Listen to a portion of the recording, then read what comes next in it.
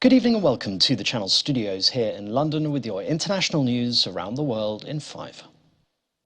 Former US President Donald Trump has said he will not oppose the release of the warrant that let FBI agents search his Mar-a-Lago home earlier this week. In a statement, Mr. Trump said he was encouraging its immediate release, but repeated his claim the search was unnecessary and politically motivated. That search was of premises located in Florida belonging to the former president. The US Department of Justice has made a rare request to a Florida court to unseal the warrant. If granted, it would mean the documents are made available to the public and could confirm the reason for Monday's search of Mr. Trump's Florida home, something that the Justice Department has not yet revealed.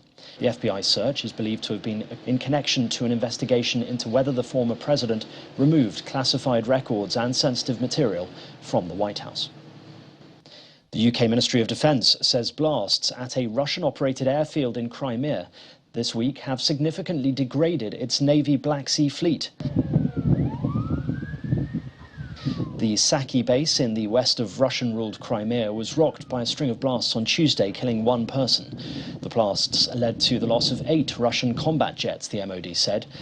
Ukraine has not claimed responsibility, but satellite images suggest the possibility of a targeted attack. The statement says the cause of the blast is unclear, but at least 5 fighter bombers and 3 multi-role jets were almost certainly destroyed or seriously damaged.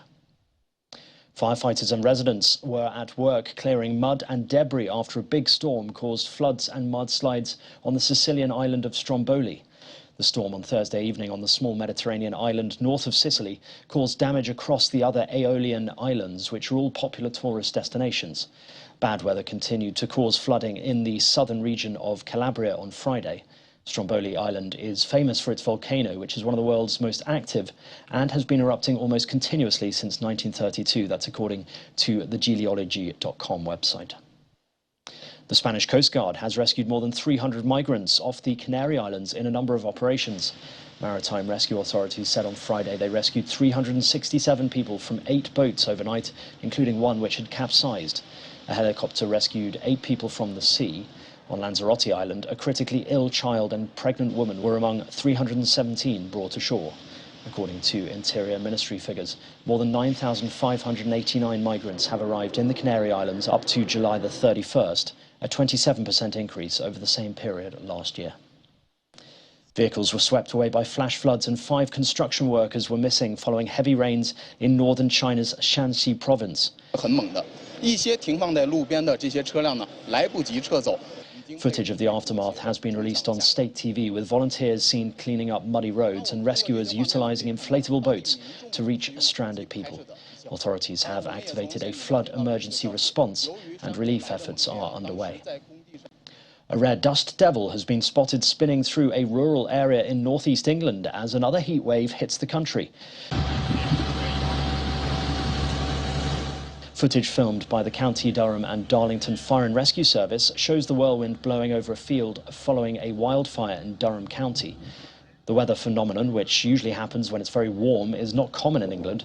Parts of England are in the middle of their second heat wave this summer, with temperatures forecast to top 30 degrees Celsius for the next few days, having reached their highest ever of more than 40 degrees Celsius last month.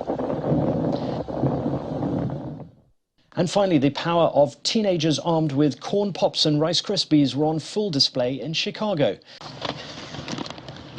Using 5,000 boxes of cereal gifted by Kellogg's, members of the Chicago Children United for Ukraine, or CCUK, created a Guinness World Record-breaking cereal mosaic.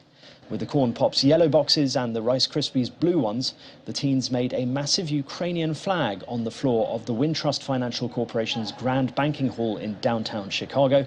The proceeds are going to help non-profit Razom for the Ukraine refugee effort. We came up with this idea because originally Michael and I, every time we came down or stuff like that, we always ate cereal, and we love cereal so much. So we decided, we were like, oh, let's use cereal as the perfect food to create the mosaic, or the cereal box mosaic. And when we decided that, we were like, oh, what are we gonna do with the cereal boxes when we're done with it? And we were like, oh, we should donate it to a charity or something like that. So we decided to donate it to the Greater Chicago Food Depository. And that's your international news around the world in 5. Now back to the Channel studios in Lagos.